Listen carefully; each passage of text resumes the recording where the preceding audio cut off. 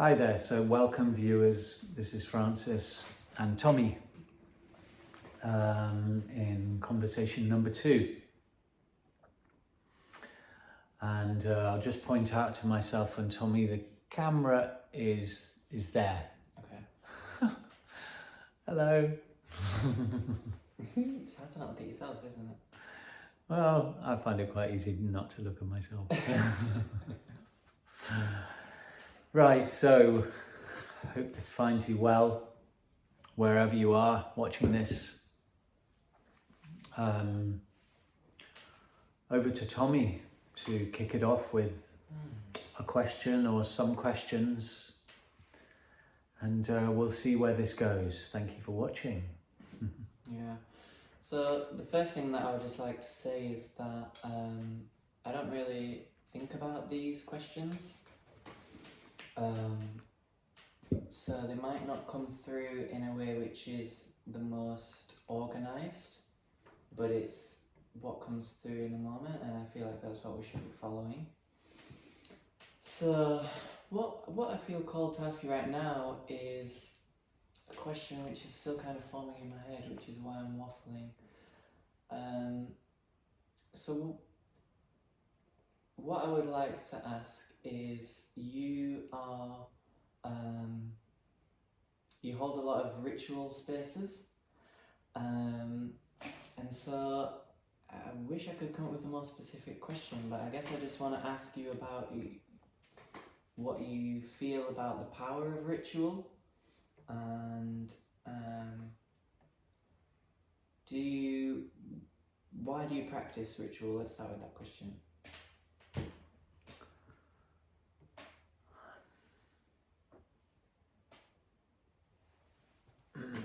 I'm not sure I do practice ritual very much. I mean, maybe I do and just don't realize it. I don't practice ritual that much. I did just teach a workshop entitled Ritual, which was a 5Rhythms movement meditation dance workshop, where we were exploring ritual. And I came to see that I was a real beginner. I was an absolute beginner. Even though I have participated in lots of ritual, mostly around dance,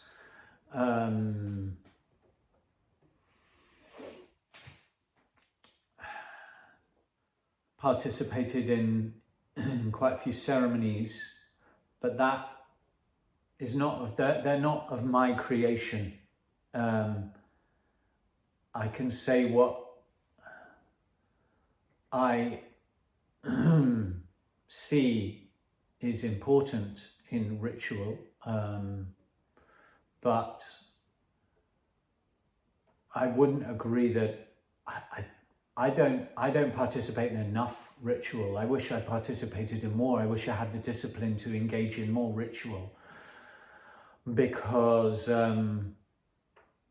what I see the power, when in preparation for the workshop I taught last weekend, the 5Rhythms workshop with the theme of ritual, I was obviously in preparation for that thinking a lot about ritual and the importance of it and what it means, and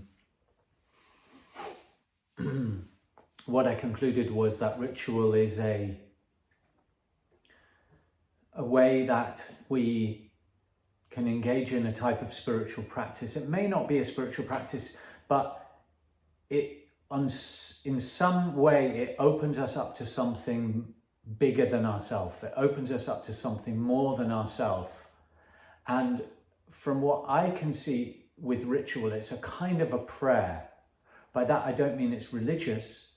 It's just that sometimes we have desires in life that are almost overwhelming. They really grow in our being, and or it might not be a desire. It may be we may be encountering grief. We may be consumed by anger. We may just be wanting to say thank you to life, or to maybe our ancestors, because without them we wouldn't be here. So there could be many, many different ways, many reasons why we may wish to engage in ritual. I'm pointing out a few of the, emotional reasons, and because we all know that when we're feeling strongly emotional, it can be really challenging. So the question may arise, well, what do we do? How can we make this easier? Because we don't want to suppress the emotions, right? We don't want to push them away. Yet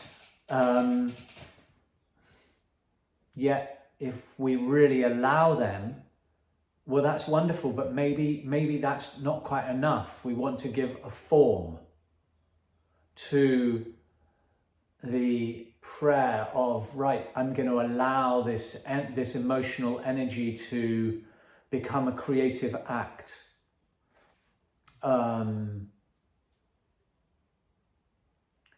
We may wish to participate in a ritual to honor someone or something, honor someone who's departed, or honor someone who's alive, or honor our relationship. Like marriage is a ritual of honoring a relationship, right? So it's in a way, ritual is giving a form to something that is important for us, giving it a form that has a kind of beginning and an ending, and maybe includes using whatever we have at our disposal. Maybe we go out into nature and we use stones or river. Maybe we speak to a river. Maybe that's our ritual. Maybe we move, we dance. For my teacher Gabrielle Roth, dance was a ritual. Dance was always a ritual. It was a kind of body prayer. And why it's so important is that it gets us in touch with what's bigger than us. It gets us in touch with something that is greater than us, and that brings us out of this place of feeling separate and anxious, depressed and limited and frustrated, and it takes us out of the humdrum of life, which can just become a burden. And it's like we contact something else, something bigger than us. Last conversation we had, we were really talking about the non-dual and how important it is for me to remember as often as possible to sit and stand and walk and talk in the remembrance of the fact that I myself are not that which comes and goes. I am not the thoughts, I am not the feelings, I'm not the sensations. I'm that which is aware of it, I'm that which knows it, and I'm that which it is made of. And we all are, consciousness, God, love, whatever you want to call it, but I'm not that which comes and goes. Now, I talked about that being fundamentally important for allowing our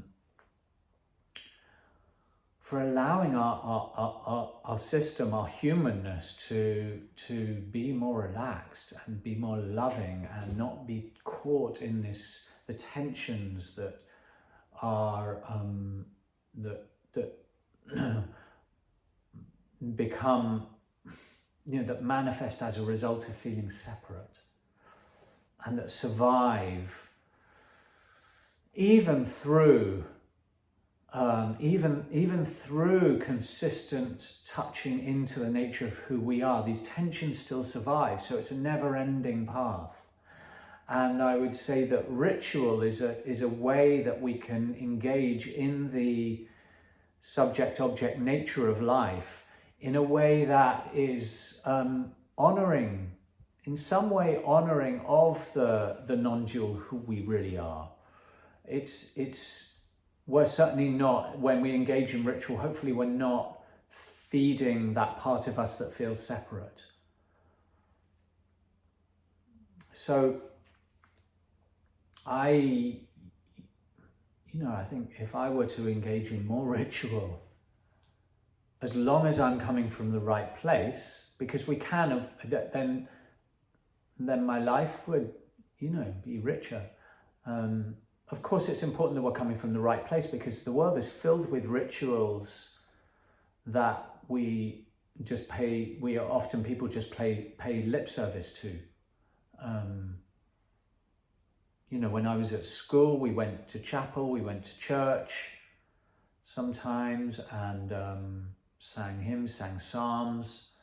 We offered prayers. This was a kind of ritual, but I was never told why I was doing this. And I wasn't invited into any contemplation of a deeper meaning of what was going on. Or if I was, I didn't listen to it. So I think it's really important with any ritual that we know why we're doing it. That was something Gabrielle Roth really taught us when she was teaching us teachers in training how to teach 5 rhythms, conscious dance. She would say to us that we need, with every piece of teaching, we need to know why we're teaching it. That's so important, because well, I'll just say something else about this, which is that when my kids were in Steiner school, I learned a little bit about Steiner education, and I heard that in Steiner schools, I'm not sure if this is strictly true, but certainly it is to a large extent, that in Steiner schools the teachers are not allowed to teach with a textbook, reading from a textbook, because they are expected to ingest what they're teaching and not just pay lip service to something that they're reading. So, yeah.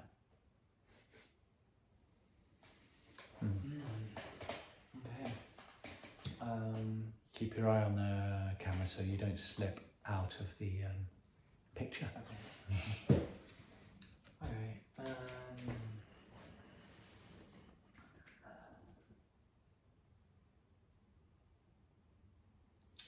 So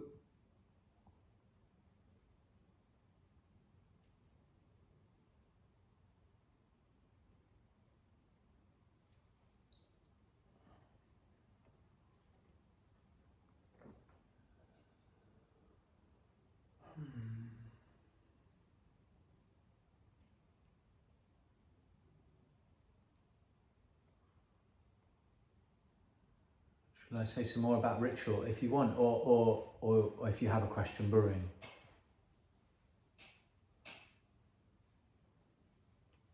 yeah.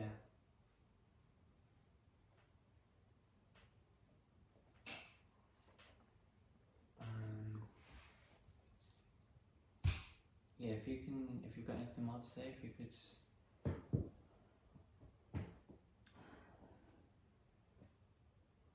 Well, I was just contemplating how we can turn everything into ritual to a certain extent, I said that for my teacher, Gabrielle Roth, the dance was a ritual.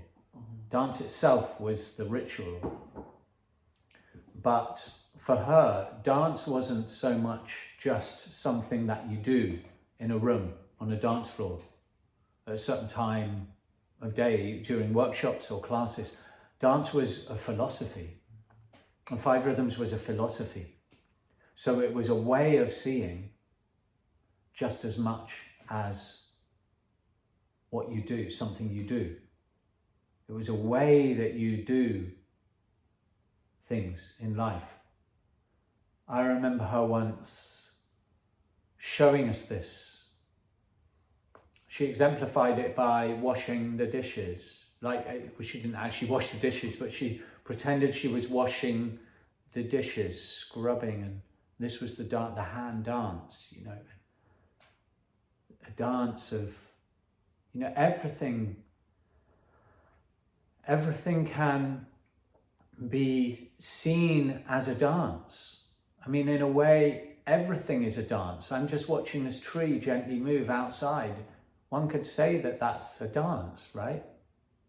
The tree is dancing.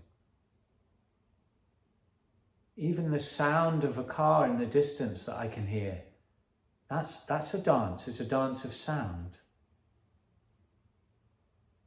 It's not such a beautiful dance, but it's a dance. And so everything that, if we bring it to our body, everything that our body does, likewise can be seen as a dance. Everything that it says, the movement in the voice, the movement in the sensation,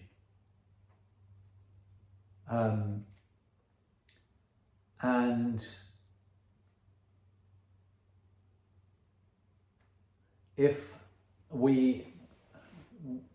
we want an intention in life, perhaps no better intention might be that we make our dance through life beautiful as possible.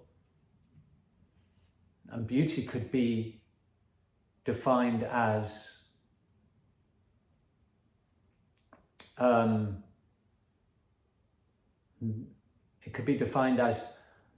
being as connected as possible with the understanding that there is no actual separation between us all. There is just love or emptiness. So if we are to contemplate in our life, regularly contemplate emptiness, regularly ask the deeper questions, who really am I? And am I willing to go there with my experience? Am I willing to explore this question with my experience? Go in and try to find the I that thinks he exists inside this skin. Go searching for that and then see if he is really there. And of course, all I discover is passing phenomena, thoughts, feelings, sensations, emotions, thoughts, a sense of a person. But if I look deeper, is that sense of a person actually a person? And this magical process happens through that self-inquiry, where there is a appreciation of the inner world, at least, just being a dance. It's just a dance. There's no one dancing, it's just a dance. And this is really what Gabrielle Roth was trying to initiate us into, this understanding that we are the dance. And but that dance is not separate from somebody else's dance. Yeah? So we are the cosmic dance. And to play with that, with our bodies, to move with that, to breathe with that, to contemplate that. So if everything is a dance, then everything all action can become a ritual. If we wish for it to be so, if we wish to explore that, or maybe we just wish to explore that for a few minutes a day. And it could, I guess, be incorporated into our life. Let's say we're going to a bus stop. We could walk in a ritualized fashion, and that doesn't mean that I have to look holier than thou. It just means that the movement of the body is moving in a way that is honoring its connection to everything. And for that honoring to happen, perhaps there needs to be a certain level of listening and presence.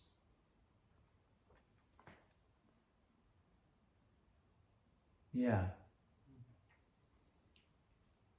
And with ritual we can include rhythm. Because ritual, I guess, as a form is some kind of form and structure that is an embodiment of a prayer or an honoring or an expression of our connection to something or everything. But the body itself is form, and the body has this ability to make rhythm. Rhythm is already happening in the body. Our heart is beating. That's rhythm. When we walk, there is rhythm. And in many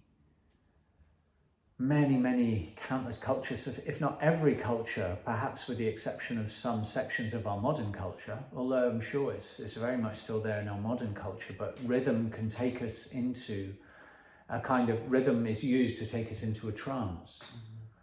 And I'm not suggesting that all ritual has to involve trance, but we can use rhythm to take us out of the thinking, out of the obsessive mind, out of the mind that simply is concerned about how it looks or what's going on in the future or what's happened in the past or everything except for the actual present moment, the wonder, the awe of the present moment. We can allow rhythm to bring us back into that awe, A-W-E, that. The silence, you know. That space, that infinite space that lies behind all our ideas about who we are and what's going on in the world and where we come from, and all that stuff is just mind stuff. And yes, it's brilliant and it's got incredible intelligence, but it is by definition limited. Our mind and interpretations are by definition limited. We think we know so much,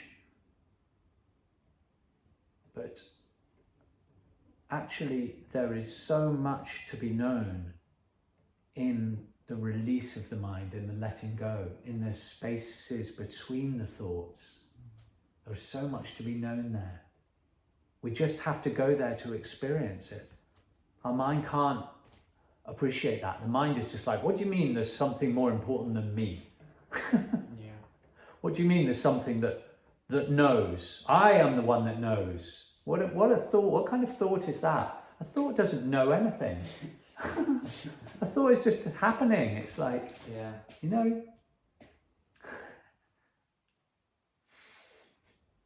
knowing knows, and knowing is infinite. It's God, it's love. So, you mentioned dance a little bit there, and so I would like to ask you a little bit about your journey with the dance, and particularly, how do you find being a 5Rhythms teacher, and how is it in comparison to being a student of the rhythms? So what was the first question? Your journey with the dance, how's that been? Gosh, how has my journey with the dance been? It's been amazing. It's been absolutely amazing. I feel like I've lived such an extraordinarily rich life. And if I think about, why, it's really been because of the dance. And thank goodness I've been lucky enough to be living in a society and having, thankfully having the resources to be able to really engage in the dance, learn about it, study with teachers over many years, and dance in many classes regularly for years, and attend countless workshops. And now teach many workshops, which I also love, but it's just given me so much. And so I'll try and describe why and what it's given me. And a story I quite often tell is that when I was young, I loved playing football. And I wanted to be a footballer. I had my football sticker books, and I watched football all the time, and I just loved it. And I still do, actually. I don't have the football sticker books anymore, though. But I love watching good football. And so when I was young, what did I love about it? I loved, well, what do I still love about it? You know, if I really think about what it is, it's what I loved about playing. Anyway, it was playing that I really loved, you know. It's a whole body experience, you know, and it's the dance. In a way, if you see football as a dance, the dance is with the self, with the relationship with the self. You're moving yourself. You have to have an experience of the body in movement, and that movement is very instinctive, spontaneous. It's not like you are. It's not absolutely structured. The structure in there, but it's spontaneous. You don't know when someone's going to pass the ball, and you're going to run. You don't know which direction you're going to move in. You've got all the directions at your disposal: up, down, left, right, backwards, forwards, in, out, up, down, with the whole body.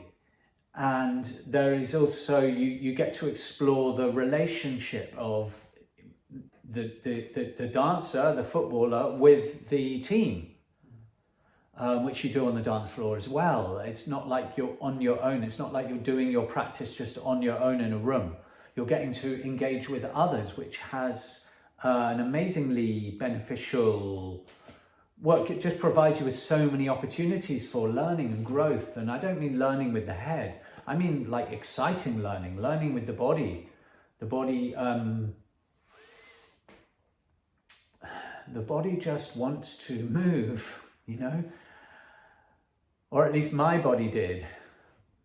And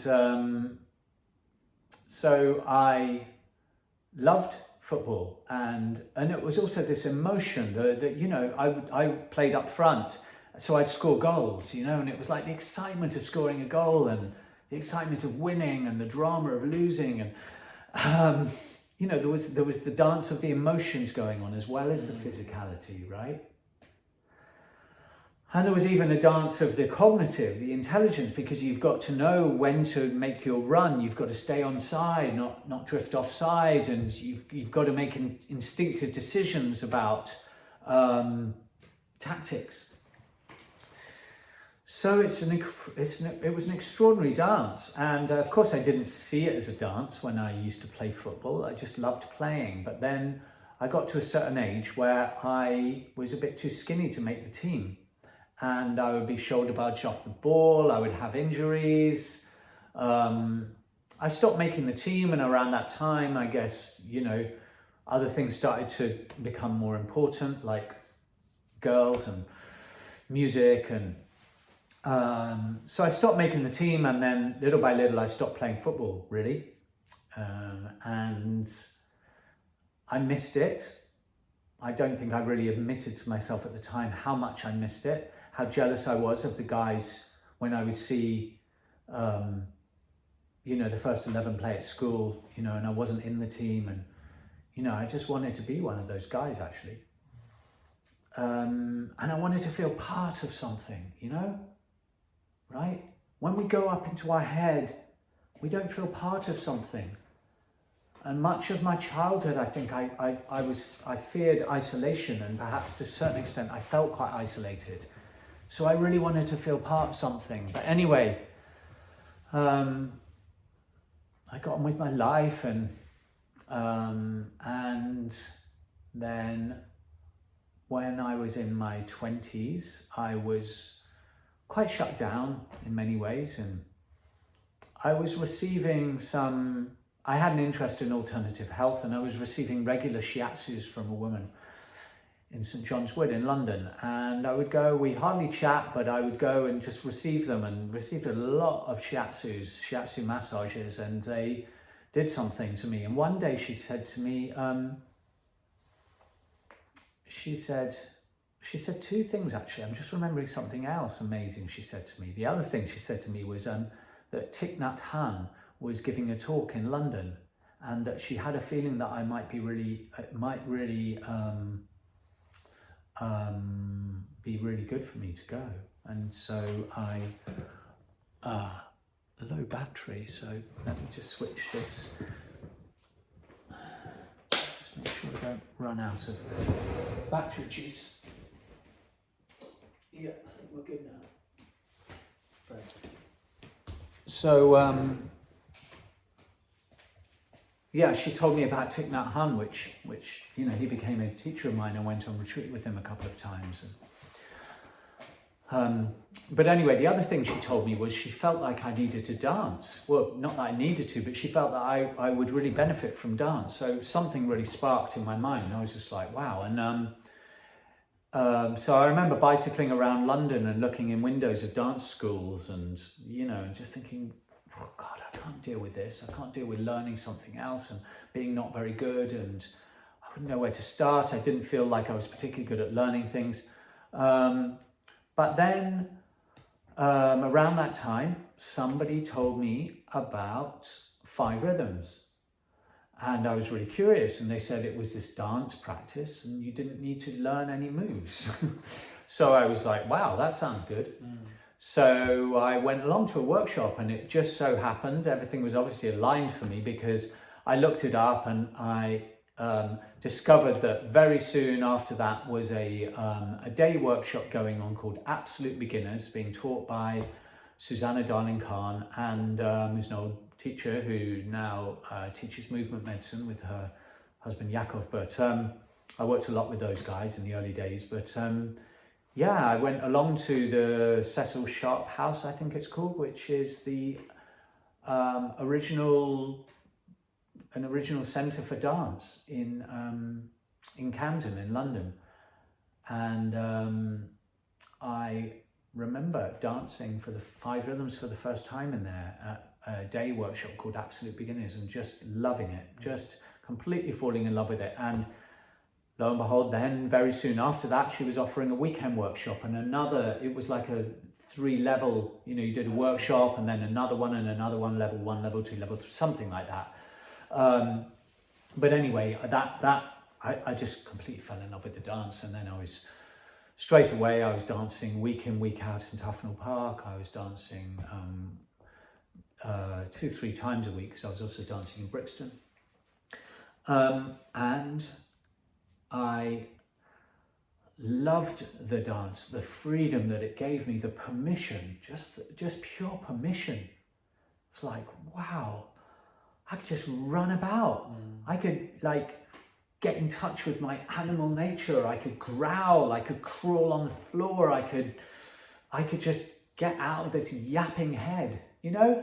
And even if I couldn't get out of this yapping head, I could give that yapping head a dance, just, and let it, honor it and let it dance, let it be a freak, and, And I met people, and to meet people in the dance, I hope, wow, there's some serious sunshine coming in, so I hope you can still see, viewers. Yeah, I'm to meet people through the dance is fantastic, because yeah, I just developed a new community of people. We'd hang out afterwards. We were all into exploring the psyche. We were into meditating while being alive. This wasn't just a Dawa meditation practice. This was a meditation practice that, welcomed all the crazy energetic nuances and the dance of life, the emotions, the whole psyche. Yeah, so it was life-changing, to say the least. I did countless workshops then. I was lucky enough to be able to afford to travel the world, really, and work with different teachers. I started working after dancing for, maybe 3-4 years, I then started dancing with Gabrielle Roth, the founder, out in America mostly, but she came to England occasionally, came to Europe. And Then I participated in ongoing groups. I just danced so much. It was sort of inevitable that I was going to do the teacher training, not particularly because I wanted to teach, but just because I wanted to go as deep as possible. And I recognized that in order for me to go as deep as possible in this practice that I absolutely fell in love with, I, needed to train. I mean, maybe I didn't need to train, but I wanted to really study with this woman, Gabrielle Roth. And she wasn't only teaching teachers who knew they wanted to teach, she was actually teaching doctors and all kinds of different people in different professions who felt that training in 5 Rhythms would benefit their life, their work. Seeing everything as a dance, seeing their practice, becoming more fluid, becoming more aligned with our staccato, our communication, our will force, our desire in life, so that we're not just saying one thing, thinking something different and feeling something totally different, becoming aligned. People, this could benefit anyone, becoming more fluid, becoming more focused and clear, becoming more able to let go and surrender to the bigger picture, to let go of the mind through the dance, releasing the head in the rhythm of chaos and allowing the more spontaneous, unpredictable dance.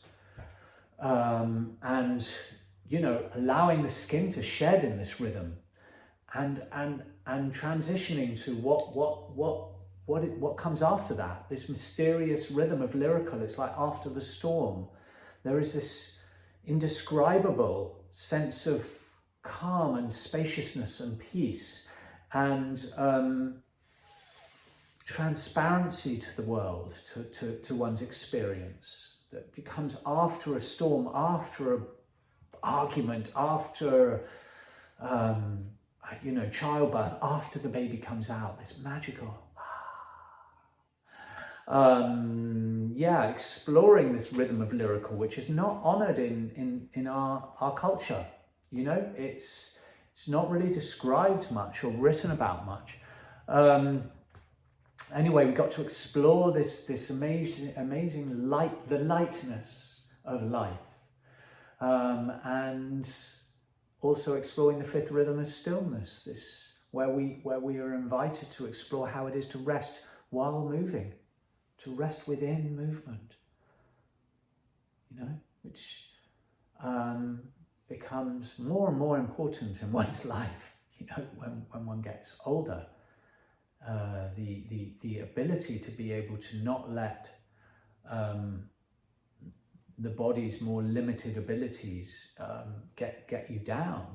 There is a great wisdom in allowing the body, practicing some way, because our culture doesn't teach us this, but some way to engage in a practice that allows us, even if the practice is just day to day and it's not necessarily classes or workshops, but to allow our body to get to rest within movement. So, my gosh, I could go on for hours and hours about the 5 Rhythms practice, this flow, staccato, chaos, lyrical, stillness, these 5 rhythms. Of course, they're not separate. They are just a map, but we can separate them out in life in order to engage with their teachings. Flow teaches us fluidity. How important is that, to be fluid, to give away, to be generous, to give away the space when we're dancing. We give away the space, so we become more adept at generosity. And sometimes in life we do not get what we want, right? We cannot get what we want. So how can we release that? How can we be okay with that? How can we move away from that and be open to the new? Not be fixated on just what we want. So we start in the rhythm of flow, being open to the new, and then from there we become clear and focused into staccato and clarity. And we do this in the dance in 5 Rhythms. We do it with our body, so that it's not just a conceptual practice. We can all talk about this stuff. We can all talk about amazing, fancy stuff, but how much does it really change our life? you know, we can't really start a revolution from our bed, can we? You know, Yeah. we might think all these, well, we can start it. We think of all these ideas, but we're not going to get very far until we go out and we actually model how we want to be. What's that phrase? It's like, be the change you want to see. Be the change you want to see. Because if we're not the change we want to see, then we're just fighting a losing battle. People ultimately are not going to listen to us unless we embody, you know, if we're telling people what to do and how to live, unless we're living that ourselves, something in the other is going to just go, sorry, I don't buy it. And that might not even be cognitive. Cognitively, they may say, oh, this guy's amazing. Oh, we're going to stay with him. We're going to be his disciple. We're going to, you know, but under the surface, something, you know, is going to be saying like, something's not aligned here. We have to be the change we want to see, because we are the world. We are the world isn't separate from us. We can't be one thing and expect the world to be something different. So the 5 Rhythms really teaches us this, because we get to actually engage with others in a group of people dancing. We get to touch into the cosmic dance, so to speak. Through the body, we get to see that everything is interrelated, that we are an integral part of this dance, that we are not separate from it.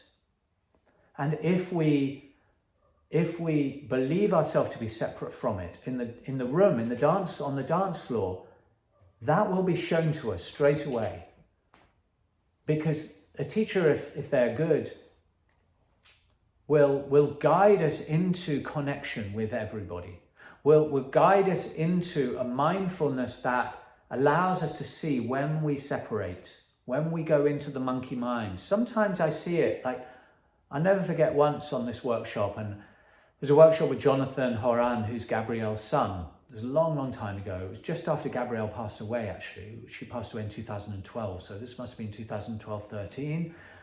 And I was dancing in this room and we were dropped into the dance. I mean, it was must have been a group of 50, 60 of us at least, and everybody was dropped in. Johnny has this ability to really, really facilitate kind of trance, you know, but not trance where people are spaced out, a body trance where everybody is just like in the dance, inseparable, just following their instincts, going through the spaces, dancing with each other. But there was one person in there who was caught in a loop. They were caught in their head, and it was so obvious, it was so clear, you know? And hopefully they allowed themselves to see that and guided themselves back in, because how we guide ourselves back in when we are stuck in this separation, in the 5 Rhythms dance, how we guide ourselves back in is just through moving the body. There's my hand, it's moving. Am I moving my hand? No, clearly not. There's not a separate I from the hand. I am not somewhere and the hand another place. So it's not like I am moving the hand. The hand is just moving. So we allow the hand to move, the elbow to move, the shoulders to move, the head to move, the spine, the hips, the knees, the feet. We allow the breath to breathe. The dance, you know, lo and behold, right, we're back in the dance. The dance is happening again. The dance is dancing. It's the dance that dances, you know? So,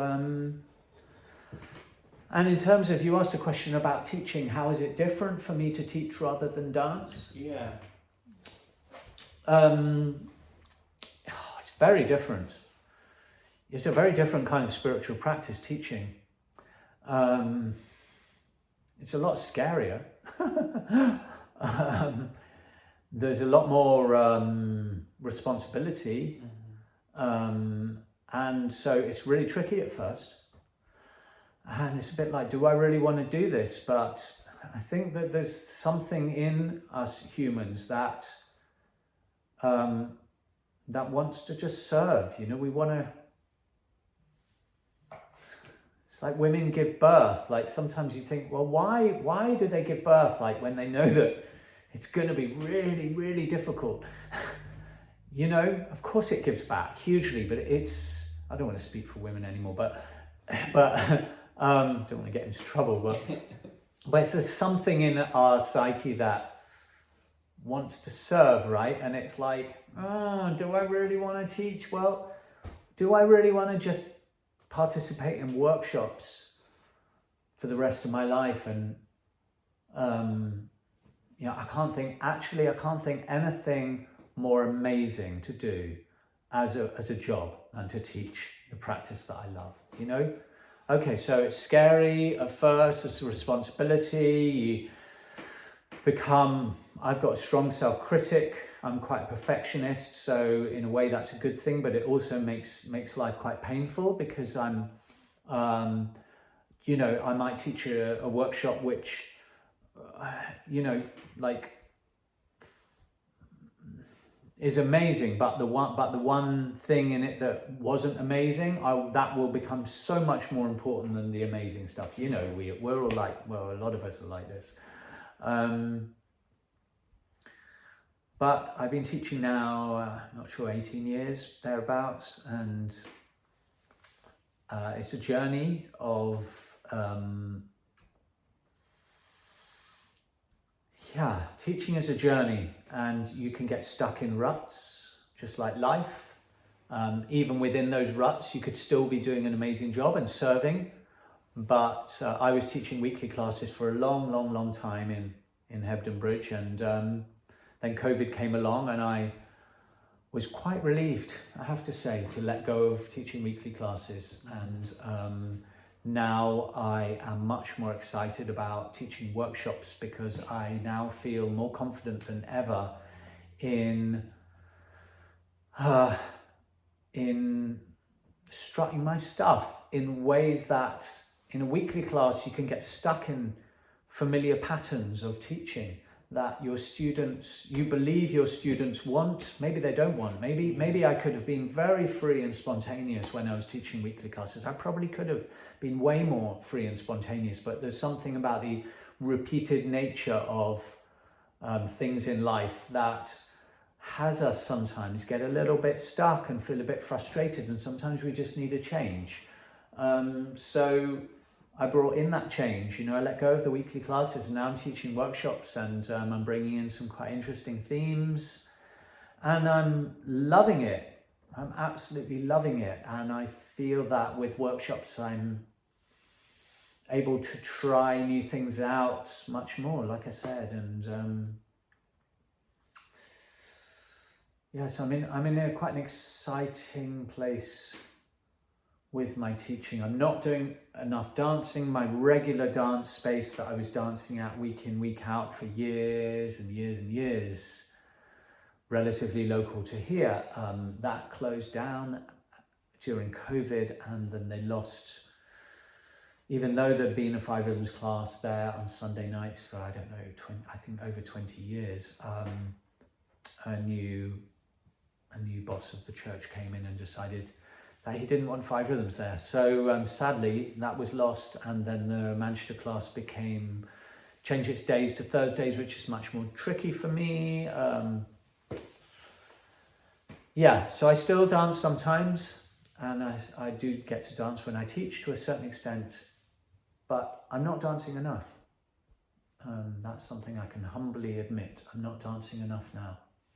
I was very proud of the fact that in the first 15 years of my teaching, I was dancing all the time. But I'm not dancing enough. I do meditate quite a lot, but I'm not dancing enough. So. May that change. Yeah. May that change. And I'm thinking of ways for it to change. I'm thinking that, because I teach, as you know, I teach from my home and movement studio here that we're sitting in right now. I do teach workshops here, and I have taught the odd class here. But when I teach, even when I get to dance, it's not the same. I still feel like I'm, holding the space, making it safe and being that responsible person. So I've been questioning, how can I dance, hopefully close to home or in home, regularly, while not feeling that position of responsibility. And I think I can just do it. Well, the answer is I make a playlist beforehand. Yeah. I make a playlist. I'm careful about who I invite, dancers, people I feel comfortable and safe with to have in my home. Mm-hmm. And then or maybe it's somewhere else, but I've got a movement studio here. So I think that's what I'm going to start doing, making playlists and just dancing, and because I need my practice, Yeah. And that practice, I feel I've never been good at dancing on my own. I grow through relationship. I'm just one of these people that I can spend time alone. I've spent a lot of time alone, but really I'm happiest when I feel part of a group of people. Yeah. So something that you mentioned earlier was about how the practice changes as you get older, because by its nature it's with a body which is aging. So have you found that to be a hindrance in any way, or has it deepened the practice, or how's that been?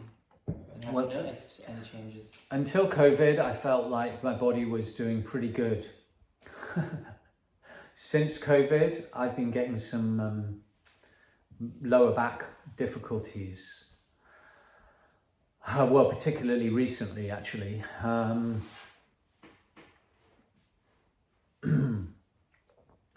mean, the simple answer to that is I'm not dancing enough to really know how my body is on the dance floor. I mean, the fact is that 5Rhythms can be danced by anybody at any age with whatever limitations they have. I used to know someone who would dance week in, week out in a wheelchair. She was paralyzed. It's not about the amount you can dance. It's not about the amount of mobility you have. It's something else. Mm-hmm. It's about dropping into the movement that's happening. We could be unable physically to move in any direction at all, and yet there's still a dance going on. You could go inside. Practice allowing the breath to have its dance. I mean, what an incredible meditation that could be. I've done it under the influence of ayahuasca. It was amazing, the breath, the dancing breath going down inside and up and out and up to the stars. And it's a little bit harder when you're just straight. Sober, but it's more important to practice when you're sober, because then it can be integrated into your life. Anyway, that's just one example of the many ways in which we can dance with limited mobility. But the sad truth is I haven't been dancing enough lately to really develop that relationship. So I can, rabbit on about how amazing it is to dance when you've got limited ability, but I'm not doing it enough at the moment. So I've danced an enormous amount in my adult life. And I've danced with all kinds of challenges, but mostly those challenges have been emotional, really, or going, through intensely tough periods of my life and dancing through them and shedding tears and allowing my body to move with the torture of feeling, catalyzed by some real challenges in my life, and turning our suffering into art. That's what dance is. It's turning our suffering into art. And my favorite music is music that turns suffering into art. That's why I love Tom York and Radiohead so much, because so brilliant in my view at turning, you know, Tom, him turning his mad anxieties and sufferings and peculiarities and angular, you know, like awkwardness into these incredible songs, you know, these incredible compositions with the help of his band members, you know. So that's my passion, is to turn suffering into art. I'm not really suffering very much at all in my experience on a psychological or emotional level these days. I'm not really aware of any suffering in that realm. However, my body, I do get pain, and I do have discomfort, and I think it would be really, really good for me to bring that suffering, the physical discomforts, into the dance, you know? Yeah. Even if I'm not moving much. I've got a bad lower back at the moment. Last few weeks, I've had some real challenges with my lower back. You know, on a purely physical level, that would soften things up. Movement, you know, fluidity. You know, even if it's so gentle. Yeah. So I think this is probably the final question. We're getting up to the hour mark. So when you were practicing 5Rhythms regularly, what effect does it have on your day-to-day life? Oh man, I would drive home from those Sunday night classes in Manchester, those Sunday night dance sessions in Manchester, just feeling amazing, you know? Often we would actually we would all go out to this cafe in Chiltern that was always, they would actually stay open for us because they loved us, because we were so friendly and we were so mad, you know. And this cafe called the Tibetan Kitchen in Chiltern in Manchester. So we would often, there would be a posse of us that would go there afterwards and just sit around, and it was just such an amazing vibe in there. You just get so freed up. The dance frees you up, you know. And of course you notice it strongly, you know, straight away after dancing in the first few hours of that evening, you know, if you've gone to an evening class that evening. Just feel fulfilled, and not always, but usually, you know, if I've dropped in, if I've just been there in my head, sometimes it just doesn't hit, you know. It's we can blame the music or the teacher or the teaching but sometimes it's like life's tough, you know. Sometimes the astrology maybe is such that we just can't find our way out of the monkey mind and the judgmental mind, and but you know, that's why practice is so important. I'm a real believer in commitment and just going to the same place again and again, because our if we love it, of course, but I would go to that Sunday night class even if I didn't want to go.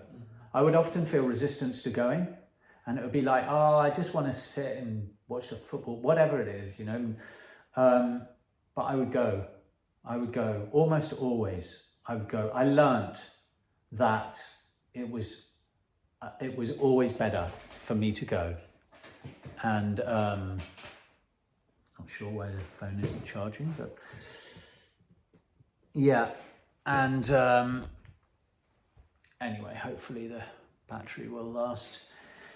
Yeah, so I I would always go because I would never regret it, you know, never ever regret it. And so of course that freedom, that the breath, you know, breathing more. We're invited constantly to breathe in dance and allow the whole body to breathe.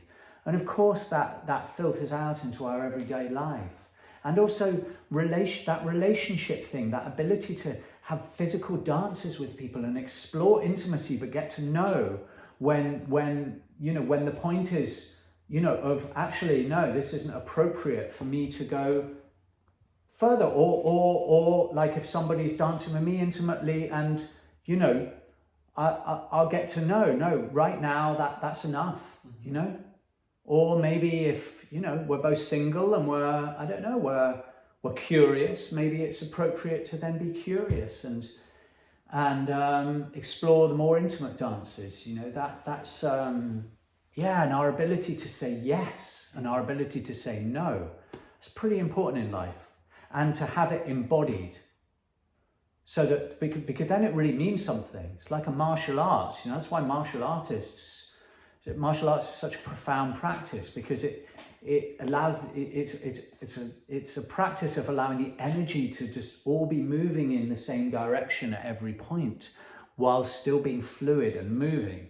But it's, you know, there's an awareness and a relaxed focus, you know.